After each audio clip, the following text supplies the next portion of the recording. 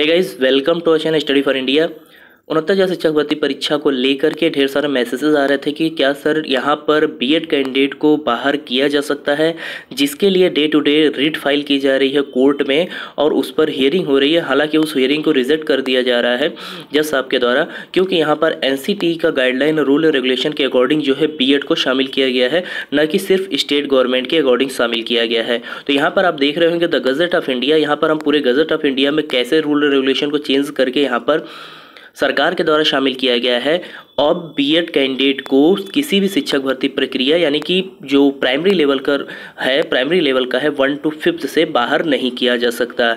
यहाँ पर हर state government का अलग अलग अपना रूल है, क्योंकि यहाँ तो एनसीटी ने अलाउ कर दिया है, लेकिन स्टेट गवर्नमेंट को भी अपने यहाँ कुछ अमेंडमेंट करके उसको जो है बीएड कैंडिडेट को 1 to 5th में अलाउ करना होगा। जैसा कि हाल ही में उत्तर प्रदेश गवर्नमेंट ने बीएड कैंडिडेट को शामिल करने के लिए 24th अमेंडमेंट अपने यहाँ किया हुआ है और ये शिक्षक भर्ती प्रक्रिया अंतिम चरण में है। बहुत जल्द ये जो है संपन्न होगी, जहाँ पर बीएड कैंडिडेट को बाहर नहीं कराया जाएगा। तो यहाँ पर आप देख रहे हैं द गजट ऑफ इंडिया, ये प्रकाशित हुआ है एनसीटीई के माध्यम से और यहाँ पर आप देख रहे होंगे राष्ट्रीय अध्यापक शिक्षा परिषद, और ये डेट जो आपकी है 29 जून 2018 को ये गजट में प्रकाशित किया गया था। यहाँ पर आप देख रहे होंगे 28 जून 2018 का एनसीटीई के द्वारा अधिसूचना जारी की गई थी, जिससे भारत के गजट में 29 जून 2018 को शामिल किया गया था और शामिल करना पड़ता है, तभी ये जो ऑथेंटिक रूप से माना जाता है।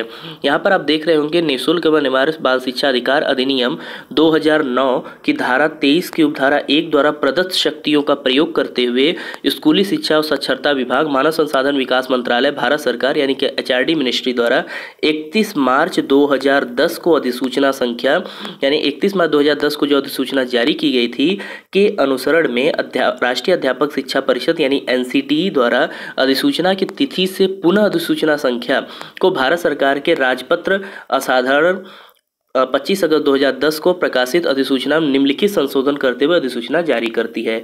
तो यहाँ पर जो अधिसूचना 2010 में बीएड कैंडिडेट को जब बाहर किया गया था यहाँ पर आपके प्राइमरी लेवल से, तो उस अधिसूचना को बदलते हुए यहाँ पर 2 परिवर्तन किए गए हैं। ये किया गया कि स्नातक तथा प्राथमिक शिक्षा में 2 वर्षीय डिप्लोमा, चाहे उसे किसी भी नाम से जाना जाता हो, अथवा 50% अंकों के साथ स्नातक तथा शिक्षा स्नातक यानी कि बीएड। ओके, तो यहाँ पर आपकी ग्रेजुएशन में 50% कंपल्सरी 50% आपके मार्क्स होने चाहिए। इसके अलावा आपके पास बीएड की डिग्री होनी चाहिए, तभी जो है आप टीचर बनने के लिए यहाँ पर योग्य होंगे एनसीटीई के अकॉर्डिंग। और देखिए यहाँ पर सेकेंड अगर स्टेटमेंट देखेंगे जो संशोधन किया गया है कि जिसने एनसीटीई द्वारा मान्यता प्राप्त संस्थान से शिक्षा स्नातक की उपाधि प्राप्त की है, उस पर कक्षा 1 से 5 तक पढ़ाने के लिए अध्यापक रूप में नियुक्ति हेतु विचार किया जाएगा। तो ये गजट ऑफ इंडिया में प्रकाशित किया गया है। फिर यहाँ पे आगे देखेंगे, किंतु इस प्रकार अध्यापक के रूप में नियुक्त व्यक्ति को प्राथमिक शिक्षक के रूप में नियुक्त होने के 2 वर्ष के भीतर एनसीटीई द्वारा मान्यता प्राप्त प्राथमिक शिक्षा में 6 मंथ का ब्रिज कोर्स आवश्यक पूरा करना होगा।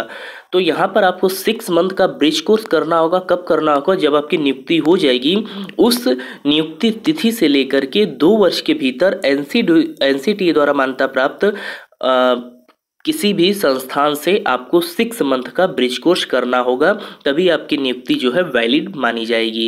यहाँ पे सदस्य सचिव संजय अवस्थी जी का यहाँ पर द्वारा प्रकाशित किया गया है और ये जो है 29 जुलाई 2011 को जो आया था एनसीटीई का, उसमें क्या किया गया है? अमेंडमेंट किया गया है। ये इंग्लिश में है, टोटल उसी चीज़ का इंग्लिश वर्जन है।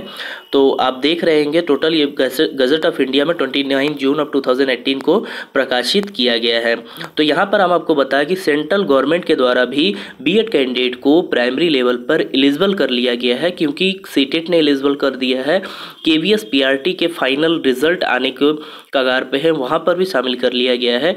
बाकी स्टेट्स के द्वारा भी शामिल कर लिया गया है। हालांकि कुछ ही स्टेट हैं जहां पर अभी इसको अलाउ नहीं किया गया है। अलाउ इसलिए नहीं किया गया है कि ये तो एनसीटीई के गाइडलाइन रूल है। अब यहाँ स्टेट गवर्नमेंट के ऊपर डिपेंड करता है कि वो वहां पर उनको एलिजिबल करे 1 to 5th के लिए कि न करे। फिर वहां से उनको अपने यहाँ कुछ अमेंडमेंट करने होते हैं। जैसे हाल ही में यूपी गवर्नमेंट ने 24th अमेंडमेंट करके बीएड कैंडिडेट को फाइनली 1 to 5th के लिए एलिजिबल कर लिया गया है। तो यहाँ पर डे टू डे जो रिट फाइल हो रही है उससे घबराने की बिल्कुल आवश्यकता नहीं है। बीएड कैंडिडेट अब किसी कीमत पर बाहर नहीं होगा, क्योंकि वो प्रक्रिया के हिस्सा हो गए हैं। अब फाइनली उनको जो है यहाँ पर सिलेक्शन दिया जाएगा। तो फाइनली हमने यहाँ पर आपको दिखा दिया है ऑथेंटिक रूप से गजट ऑफ इंडिया में जो प्रकाशित किए गए थे रूल, उसको हमने शो कर दिया। एनसीटीई के द्वारा यह प्रकाशित किया गया है।